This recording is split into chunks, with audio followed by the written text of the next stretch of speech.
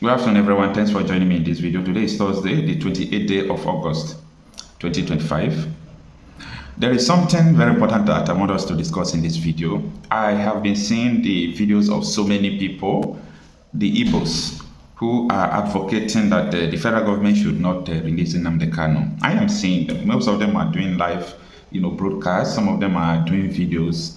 There is something that I really want to explain to people about the situation and what they don't know about insecurity and security. A lot of people have been fooled, a lot of people have been deceived, a lot of people have nothing like knowledge when it comes to insecurity matters. So before I will go into that, explaining to you the reason why those people should stop what they are doing, because they are doing it out of ignorance. Before we go into that, I saw the video of Marcel Okpara in France saying that they will be going to Belgium, Germany, and Austria, right? To advocate for the release of Nnamdi Kanu. I think the details of their outings is not well spelled out, but he's talking about the lawyer of conscience, that they are mobilizing support for the release of Nnamdi Kanu. We are going to come into what I said that I'm going to explain to you about the situation in the southeast. But for now, take a listen to what he said. Yes, actually we just, my name is Dr. Maxwell Opara. I'm a lawyer. I practice law in Nigeria. I'm one of the human rights lawyer representing Nnamdi Kanu, the freedom fighter.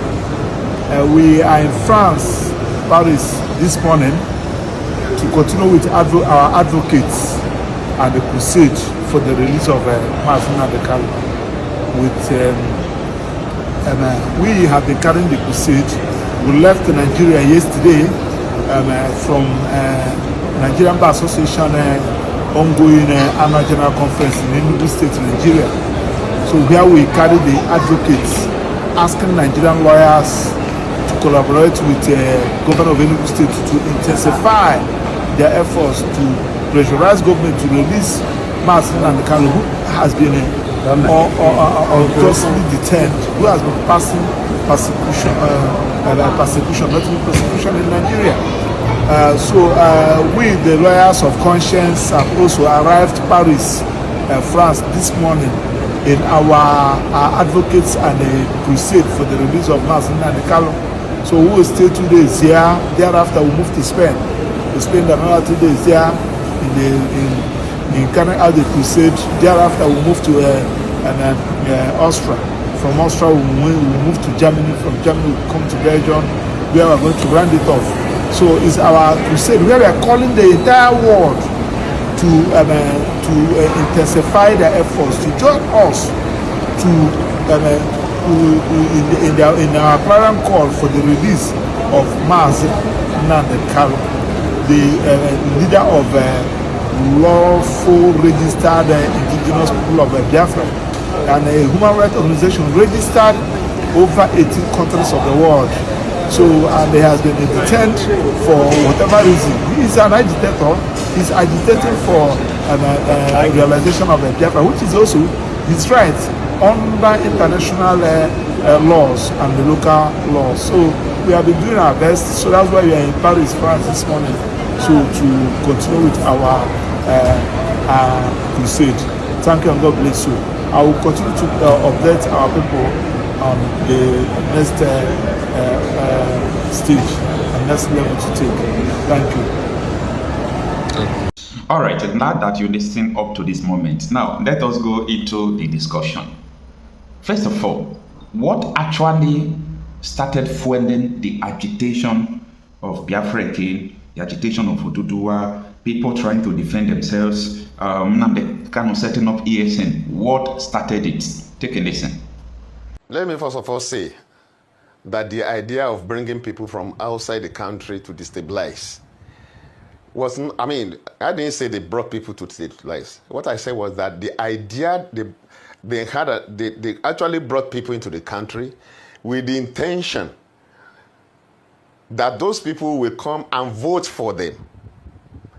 I think you understand? And they never realized, they never knew, they were never convinced that they were going to win that election, because PDP was very, very strong on ground. So the fear was that they were going to lose the election. So the only thing they could do was to bring in people who could serve as mercenaries to come and win elections for them through the back door. But when the new PDP came on board and joined them and to form the APC and won the election, they didn't know what to do with those people.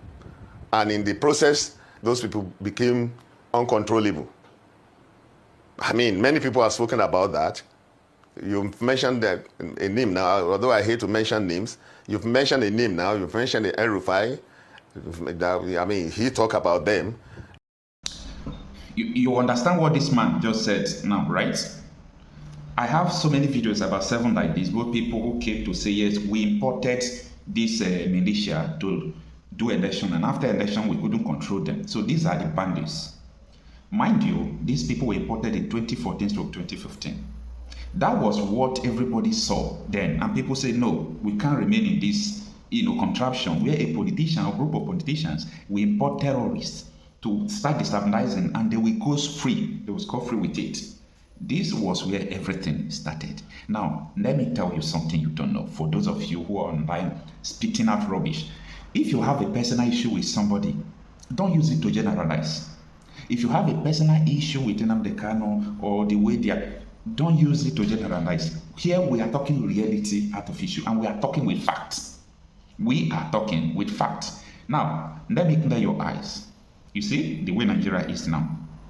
There is no terrorist organization, non-state actor that can last in Nigeria for 4 days if government hands is not involved. I said so. Forget about what Abacha said, that if insecurity lasts more than 7 days, you know government hand is involved. Very good.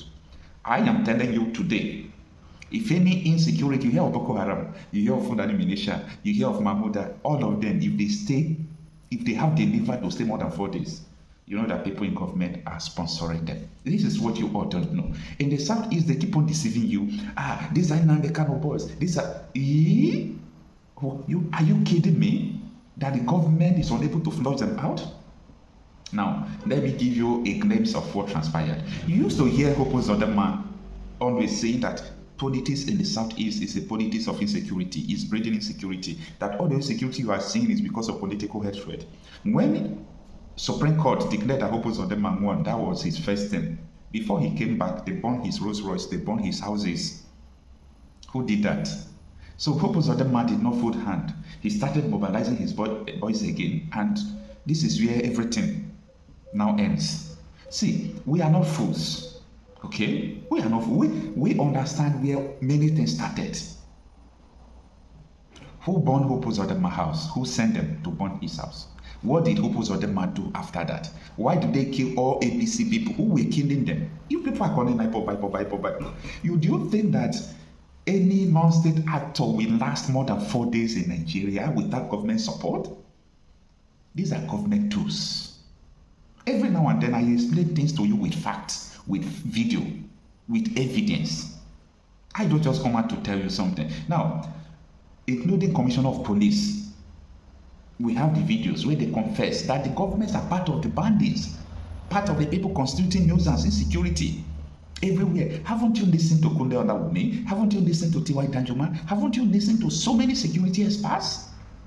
Haven't you listened to Governor of Zamfara State accusing Minister of Defense?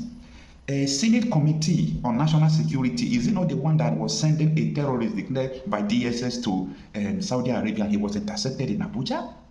You think that insecurity will last in any place, even though it's my village? We'll flush them out if they don't have security backup. You understand? Even though it's my village, they will be flushed out. But if you do that now, before you know, military will come, maybe they will tell you that, no, don't do that, you can't do that without us. The thing will be prolonging. So for those of you who are ignorant of insecurity situations from across the country, from north to south, east to west, okay? If you say ipob is the one responsible in the southeast, who is responsible in Benue? Who is responsible in Yobe, Niger, Sokoto, Kaduna, everywhere? So who is responsible in all those parts? So I don't believe that the ipob situation is what is breeding the insecurity in the Southeast. You are just trying to change the narrative because of the hatred you have for Nnamdi Kanu, and you don't want him to come out because you are afraid that this man commands crowd, this man commands influence, this man can, say something it happened. This is where the hatred was coming, and the politicians don't want. All the whole governors are afraid. Because once he comes out, he becomes the new sheriff in town. Nobody will listen to them again. These are the fear that is making people to pump money into propaganda. You are talking about this, calling the, let me tell you, if you do anything against the government, give them 2 days. No matter where you are in the mud, they will fish you out, arrest you. Don't you see how they arrest TikTokers? Don't you see how they arrest them? So you think all these people you are seeing, Belotuji, this one in the Southeast, you see them. You think government hand is not there? Oh, what is happening in Zamfara where they have gold, you don't understand. In Imo State, you don't understand the natural gas there. You don't understand the mineral resources in Imo State. You people don't understand insecurity at all. Leave Nnamdi Kanu out of insecurity in the Southeast, okay? Leave Nnamdi Kanu out of insecurity in the Southeast. That is my simple advice for you, because you don't understand. People don't understand anything about insecurity. It is good as